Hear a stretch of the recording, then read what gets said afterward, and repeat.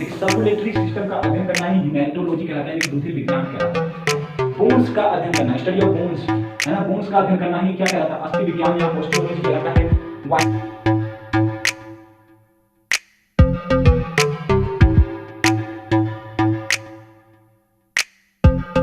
Good morning everyone, मेरा नाम है राहुल और आप हमें देख रहे हैं री एग्जाम यूट्यूब चैनल पे। स्टूडेंट, आज की क्लास में मैं आपको जो है ब्रांचेस ऑफ बायोलॉजी के बारे में बताऊंगा और कुछ जूलॉजी की जो ब्रांचेस हैं उनको भी मैं आज की क्लास में दिखाने वाला हूं, आपको समझाने वाला हूं। तो सबसे पहले आप इस वीडियो को लाइक कर दीजिएगा और अगर आपने हमारे चैनल को सब्सक्राइब नहीं किया तो सब्सक्राइब करके बेल आइकन को प्रेस कर दीजिएगा। चलिए आज की वीडियो स्टार्ट करते हैं।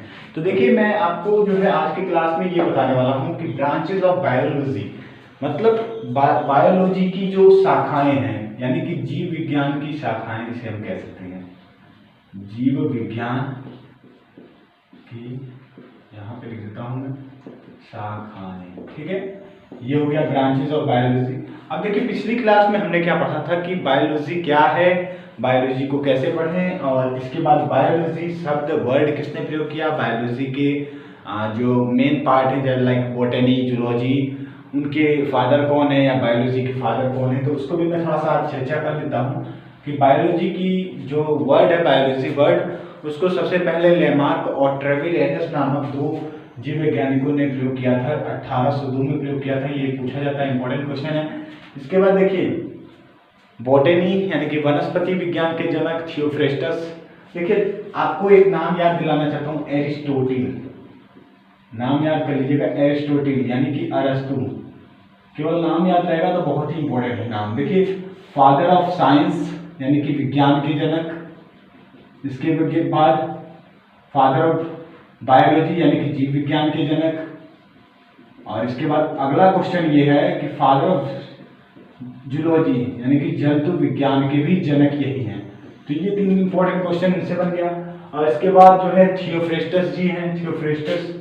तो थियोफ्रेस्टस को मैं आपको बता देना चाहता हूँ, इन्हें फादर ऑफ यानी कि वनस्पति विज्ञान का जनक कहा जाता है या फादर ऑफ बॉटनी कहा जाता है। तो ये हमने पिछली क्लास में पढ़ा था। डिटेल में अगर आपको इस क्लास को समझना है तो आई बटन पे लिंक है, वहां से आप जाके इसे जरूर देख लीजिएगा। तो चलिए हम लोग देखते हैं कि ब्रांचेज ऑफ बायोलॉजी का मतलब क्या है। ब्रांचेज ऑफ बायोलॉजी का मतलब होता है जीव विज्ञान की शाखाएं। जीव विज्ञान की पूर्णतः दो शाखाएं होती हैं, एक होता है बेसिक बायोलॉजी और दूसरा होता है प्रैक्टिकल बायोलॉजी या अप्लाइड बायोलॉजी। ये दो चीजें आपको याद होनी चाहिए कि मतलब याद भी नहीं रहेगी तो कोई जरूरत नहीं है वैसे इनका, लेकिन मैं आपको बस जानकारी के लिए बता देना चाहता हूँ, आपके नॉलेज के लिए, कि बेसिक बायोलॉजी को मौलिक जीव विज्ञान कहा जाता है, मौलिक जीव विज्ञान, जबकि प्रैक्टिकल या अप्लाइड बायोलॉजी को प्रायोगिक जीव विज्ञान कहा जाता है, प्रायोगिक।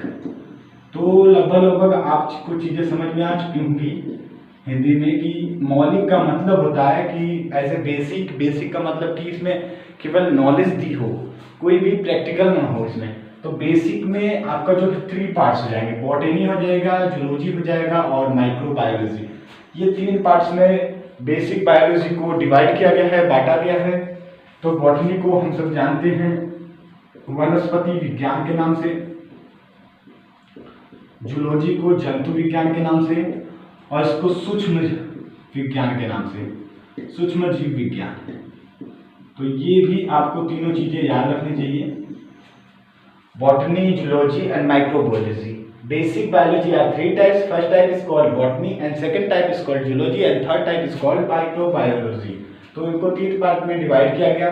देखिए, बॉटनी मतलब जिसमें क्या होता है कि प्लांट्स की स्टडी की जाए, यानी कि study of plants, different plants like herb, subs, tree, है ना, ठीक है। तो बॉटनी उन्हें उसे कहा जाता है जिसमें पौधों की का अध्ययन किया जाता है, या पौधों के बारे में या वनस्पतियों के बारे में अध्ययन किया जाता है, तो उसे हम लोग वनस्पति विज्ञान कहते हैं, यानी कि बॉटनी कहते हैं। जबकि जूलॉजी में क्या होता है कि जीव जंतुओं का अध्ययन किया जाता है, तो उसे हम लोग जो है जूलॉजी कहते हैं। और सूक्ष्म जीवों का अध्ययन किया जाता हो, लाइक एक कोश की जीवों का अध्ययन किया जाता हो, तो उसे हम लोग सूक्ष्म जीव, यानी कि जिसमें जीवाणु, विषाणु या फिर उनसे छोटे सूक्ष्म जीवों का अध्ययन किया जाता हो, तो उसे हम लोग सूक्ष्म जीव यानी कि माइक्रोबायोलॉजी कहते हैं। ये बात भी आपको समझ में आ चुकी होगी। देखिए, अब सेकेंड टाइप पे जाते हैं ब्रांचेस ऑफ बायोलॉजी की, प्रैक्टिकल बायोलॉजी। प्रैक्टिकल बायोलॉजी का मतलब होता है कि जिसमें हम लोग प्रैक्टिकल करते हैं, ठीक है, उसे हम लोग प्रायोगिक जीव विज्ञान कहा जाता है या कहते हैं।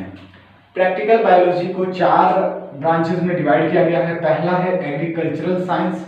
एग्रीकल्चरल साइंस का मतलब होता है कृषि विज्ञान। कृषि विज्ञान का मतलब आपको मैं समझा देना चाहता हूं कि कृषि का मतलब होता है, आप जानते हैं कि जितनी फसलें उगाई जाती हैं, किसान लोग जो कार्य करते हैं, वो सारे कार्य क्या आते हैं, एग्रीकल्चर साइंस के अंतर्गत आते हैं। जितनी भी फसल वाले कार्य हों, फसल वाले या फार्मिंग वाले कार्य हों, ठीक है, जैसे गेहूं की फसल होगी, धान की फसल होगी, मतलब फसल के जितने भी कार्य आ गए, फसलों का अध्ययन करना ही फसल विज्ञान कहलाता है। फसलों का अध्ययन करना ही फसल विज्ञान कहलाता है, ठीक है, या स्टडी ऑफ एग्रीकल्चरल साइट या study of agriculture is called agricultural science, ठीक है, ये बात आपको याद रखनी है।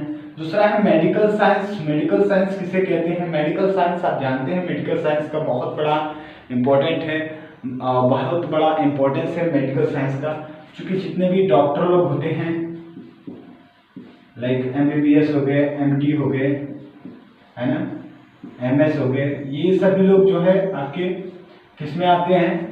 चिकित्सा विज्ञान में आते हैं, यानी कि मेडिकल साइंस में आते हैं। मेडिकल साइंस में ही हम क्या करते हैं कि जितने भी मनुष्य का हो गया, ह्यूमंस का इलाज है, ह्यूमंस का इलाज मतलब मानव का इलाज किया जाता है, उसे मेडिकल साइंस कहते हैं, मेडिकल साइंस, ठीक है। चिकित्सा विज्ञान यानी कि जिसमें हम लोग चिकित्सा के बारे में अध्ययन कर रहे हों, ठीक है, मेडिसिन के बारे में अध्ययन कर रहे हों, तो उसे हम लोग मेडिकल साइंस कहते हैं।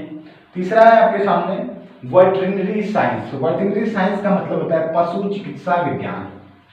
अब देखिए, पशु चिकित्सा विज्ञान को मैं समझा देना चाहता हूँ, जिसमें पशुओं की चिकित्सा संबंधी, कुत्ते बिल्ली हो गए, भैंस हो गई, गाय हो गई, यानी कि बफेलो, काऊ, डॉग, कैट, बिल्ली, ये सब इन जीवों से संबंधित जो भी साइंस है, उस साइंस को हम लोग कहते हैं वेटरिनरी साइंस कहते हैं।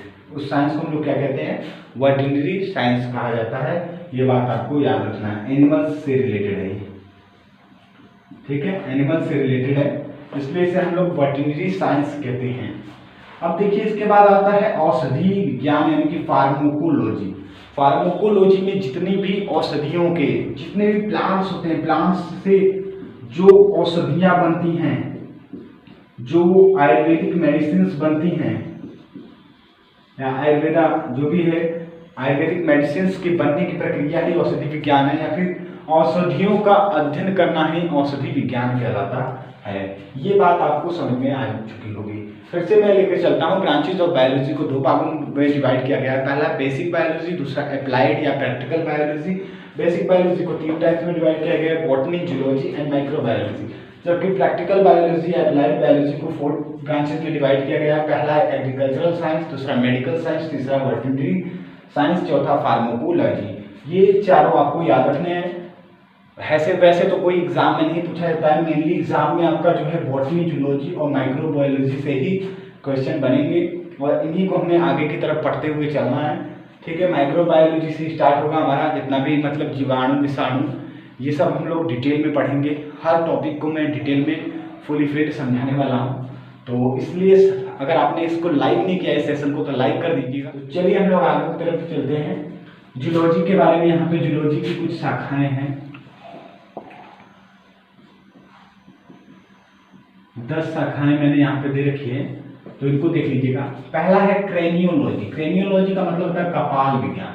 देखिए, कपाल का मतलब है कि ये खोपड़ी से मतलब है कपाल। अगर इससे संबंधित जो हम अध्ययन कर रहे हैं वो कपाल विज्ञान के अंतर्गत आएगा, या फिर करोटी का अध्ययन करना या कपाल का अध्ययन करना ही कपाल विज्ञान कहलाता है, क्रेनियोलॉजी कहलाता है। दूसरा है न्यूरोलॉजी, तंत्रिका तंत्र या तंत्रिका विज्ञान, जिसमें नर्वस सिस्टम से रिलेटेड, जैसे शरीर में जो तंत्रिका तंत्र है उससे रिलेटेड जो भी स्टडी की जा रही है उसे हम लोग तंत्रिका विज्ञान के अंतर्गत कहेंगे या तंत्रिका विज्ञान कहा जाता है। पेशी मतलब मसल्स से संबंधित, यानी कि स्टडी ऑफ माइकोलॉजी, ये भी कह सकते हैं study of mycology are called psychology, यानी कि पेशियों का अध्ययन करना ही पेशी विज्ञान कहलाता है, साइकोलॉजी कहलाता है। रुधिर तंत्र या परिसंचरण तंत्र का अध्ययन करना, यानी कि सर्कुलेटरी सिस्टम का अध्ययन करना ही हीमेटोलॉजी कहलाता है, यानी कि रुधिर विज्ञान कहलाता है। बोन्स का अध्ययन करना, स्टडी ऑफ बोन्स, है ना, बोन्स का अध्ययन करना ही क्या कहलाता है, अस्थि विज्ञान या ऑस्टियोलॉजी कहलाता है। वाहिका, एंजियोलॉजी, वाहिकाओं से संबंधित ज्ञान को हम लोग क्या कहते हैं, वाहिका विज्ञान। अब देखिए छोटे छोटे कृमि जैसे एस्केरिस हो गया, है ना, प्लेटीहेल्मिन्थेस हो गया, एस्केलेंथेस हो गया, जितने भी कृमि है, राउंड वॉर्म हो गए, कृमियों से संबंधित अध्ययन को हम लोग क्या कहेंगे, हेल्मिथोलॉजी कहेंगे या कृमि विज्ञान कहेंगे। कीट से संबंधित विज्ञान को हम लोग एंटोमोलॉजी यानी कि कीट विज्ञान कहेंगे। कीट पतंग जो फसलों को नुकसान पहुंचाते हैं उन्हें हम कहते हैं कीट, ठीक है। इसके बाद मिर्मिकोलॉजी, जिसको हम चींटी विज्ञान कहते हैं। चींटी विज्ञान मतलब आप समझ चुके होंगे कि एंट्स, स्टडी ऑफ एंट्स यानी कि चींटियों का अध्ययन चींटी विज्ञान कहलाता है। और 10वें नंबर पे है एरेथ्नोलॉजी, जिसको हम मकड़ी विज्ञान कहते हैं। मकड़ियों का अध्ययन करना, मकड़ियों का अध्ययन यानी कि स्टडी ऑफ स्पाइडर या फिर तो भी कह सकते हैं मकड़ियों का स्टडी करना ही एरेथ्नोलॉजी यानी कि मकड़ी विज्ञान कहलाता है। सो स्टूडेंट, ये थी आज की क्लास, और आज की क्लास में मैंने कुछ ज़्यादा नहीं रखा है आपके लिए, लेकिन ये सारी चीज़ें मैंने आपको समझा दी हैं।